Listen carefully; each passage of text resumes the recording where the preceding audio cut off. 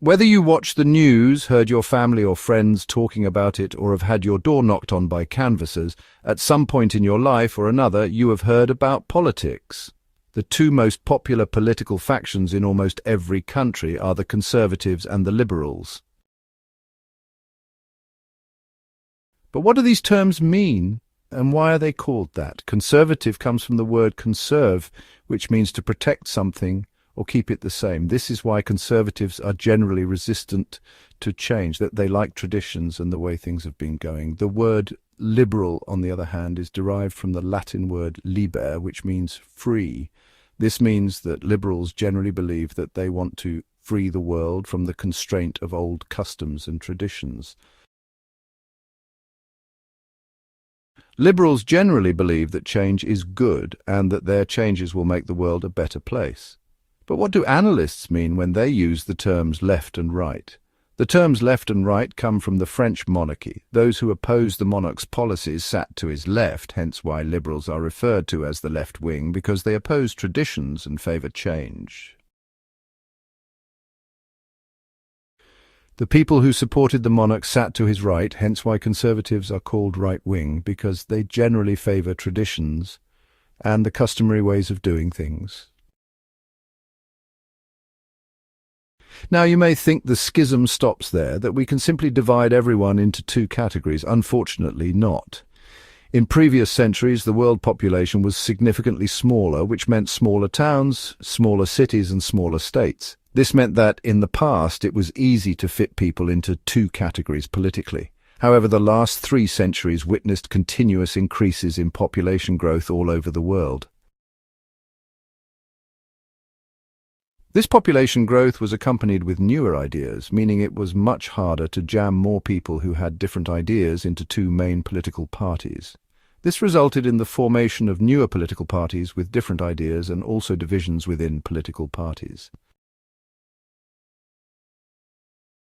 Contrary to popular belief, there is now a greater difference between people within the same political party rather than between people of different political parties. The Liberal Party was not immune from this. The Liberal Party split into 2 main factions or branches, the classical liberals and the reformed liberals. The one thing in common is that all branches of liberalism disavow monarchical government and want change. However, deciding on what change and how much to change is where they differ. The classical liberals, also known as Lockean liberalism, are based on the writings of the philosopher John Locke and also include ideas from Adam Smith. John Locke wrote his famous book, The Two Treatises of Government, as a response to Robert Filmer.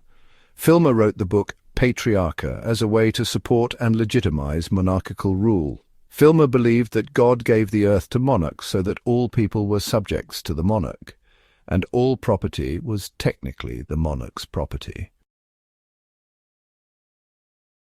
Locke saw many problems with this, which is why, in his book mentioned earlier, he set out a new way of defining legitimacy.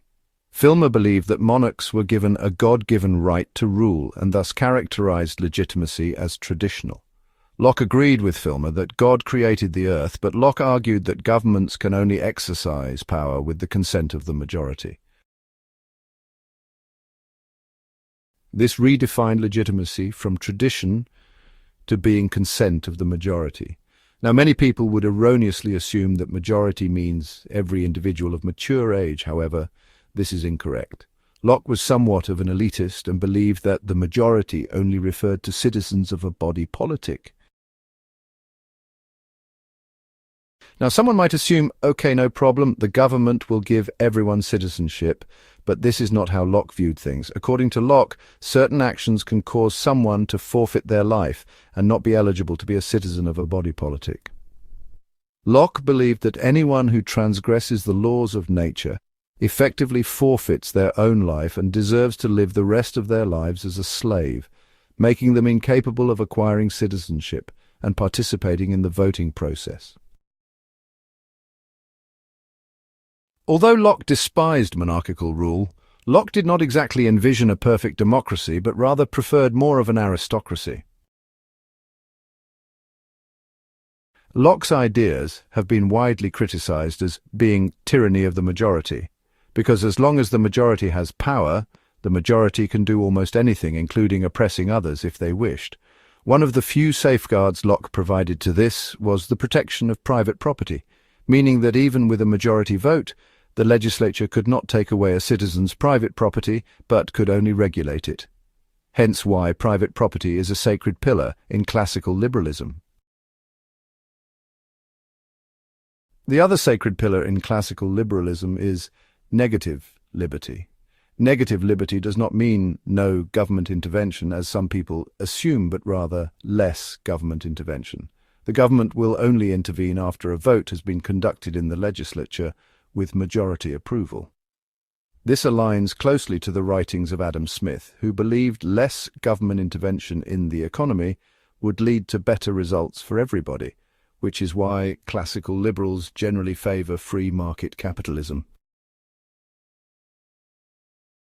To return to property rights, Locke believed that everyone had equal access to the Earth's resources, which was fair and equitable. However, Locke argued that when someone labors on the Earth, the labor added effectively made that product or resource that laborer's property.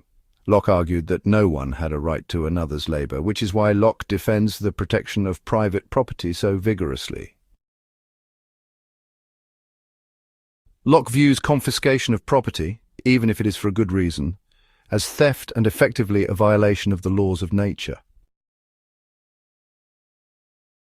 Most people would agree with this, as it aligns with one of the 10 Commandments, "Thou shalt not steal," but not Jean-Jacques Rousseau. Rousseau would go on to write a series of essays where he discusses the problems that arise from Locke's logic. These series of essays include, but are not limited to, Discourse on the Sciences and the Arts, Discourse on the Origin of Inequality, Discourse on Political Economy, on the Social Contract, and others. These texts would provide the foundation for reformed liberalism. Reformed liberalism, which is also known as modern liberalism, is a group of people who, like John Locke, did not agree with Robert Filmer and monarchical rule. However, reformed liberals also did not like the elitist and aristocratic nature of classical liberalism. A lot of influential thinkers like John Locke grew up in wealthy families and had privileges and access to resources that the average person did not have. This gave them an advantage, but also blinded them to certain things that would be brought up by Rousseau. Rousseau grew up in poverty and resorted to burglary quite often in order to survive, and even was homeless at times. Rousseau witnessed firsthand the abominable way that wealthy people treated others while he grew up struggling to survive. In 1750, while on his way to visit his friend Diderot, Rousseau saw a poster for an essay competition. Rousseau would use this opportunity to vent his disdain for wealthy people and shower the intellectual community with new perspectives. Rousseau entered the competition with his famous essay, Discourse on the Sciences and the Arts. The 1700s was part of the Age of Enlightenment. Many other writers at that time were arguing in favor of scientific advancements. Rousseau, to everybody's surprise, steered in a completely opposite direction. Rousseau argued that advancements in science and technology led to people becoming wealthier, which led to a degradation of their morals, which eventually led to the collapse of society. Rousseau supported this with examples such as the Egyptian Empire, the Greek Empire, and the Roman Empire. Rousseau pointed out how early Romans were known to be humble and virtuous, while Romans in later years became the epitome of corruption, backstabbing, and numerous other vices which Rousseau believed caused their collapse. Rousseau's essay awarded him fame, but also awarded him the criticisms of many intellectuals. Rousseau would defend his argument in his other texts, but Rousseau pioneered the concept of positive liberty, which caught the attention of reformist liberals. Positive liberty is the exact opposite of negative liberty preached by people like John Locke and Adam Smith.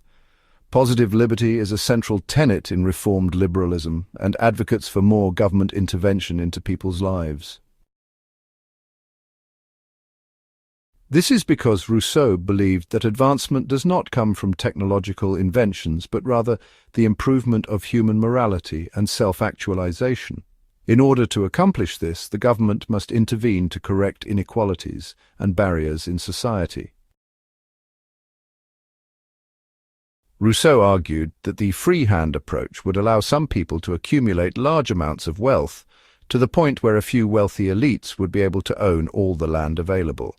Those few wealthy elites could then create institutions that protect private property rights. The institutions would legitimize the use of force against anyone who trespasses or attempts to steal another's property. The problem for Rousseau is that someone born into this environment would begin with no property and would not be able to purchase any property because the few wealthy elite already own it all. Thus, newer generations would put into an environment that either forces them to become economic slaves to the wealthy elite by working for them, or become thieves as they would have to steal in order to survive. Both situations lead to a degradation of morals of both parties involved. The wealthy would use their advantage and privilege to take advantage of others who did not have the same opportunities as them, which would degrade their morality. The poor would either become economic slaves to the wealthy, which would cause them to be bitter and seek revenge, or become thieves, both of which degrade their morality. Thus, reformed liberals advocate for more government intervention to redistribute wealth so that the scenario previously mentioned does not occur and society could be more egalitarian. Rousseau believed in self-actualization, which is why reformed liberals also advocate providing more resources to people to help them improve. This includes schools, which provide people with resources to learn and become more intellectual, and healthcare so that people are not hindered by the effects of bad health. Reformed liberals believe that all people are equal and thus promote themes of equality and acceptance to all people, regardless of their beliefs, backgrounds, orientations, and etc. This usually includes providing citizenship to all people living within a state and preventing any hierarchies from forming by banning classification of citizenship. As reform liberals favor egalitarianism, they believe that all people of mature age should be permitted to vote, thus breaking the aristocratic nature of classical liberalism and promoting true democracy. Now, you know the main differences between classical liberalism and reformed liberalism. Thank you so much for tuning in, and be sure to comment, as we love to hear your opinions. Also, don't forget to like and subscribe, as it helps us to keep this channel going. Have a nice